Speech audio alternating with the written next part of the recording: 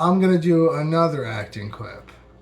Another acting clip. This one's pretty decent too, I think. But bear in mind with this stuff is creative. I don't necessarily hold these opinions, and it's creative, so it's from me as works of creativity.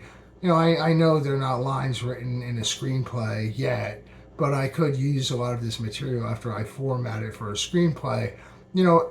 Acting, this is, it's like theater, it's drama. So, it doesn't have to be true, but bear in mind if any of it is inflammatory somewhat towards anyone whatsoever, acting or anything creative, it can be inflammatory. You have to think about, have you ever heard a song that has worse things in it?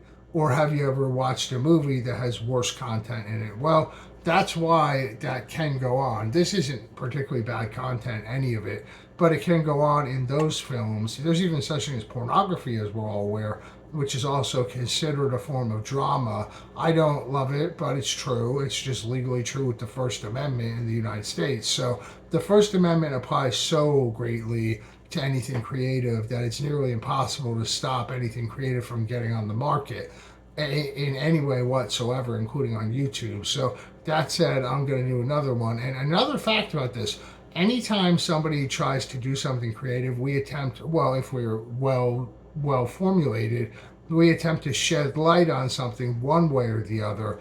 But how we shed light on it can have to do with things like irony too, or even sarcasm.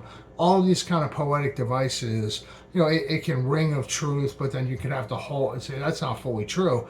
It can try to compel audiences to start a conversation about something where they may have known something also, or they do or they don't, or it can do that. So that's how things go.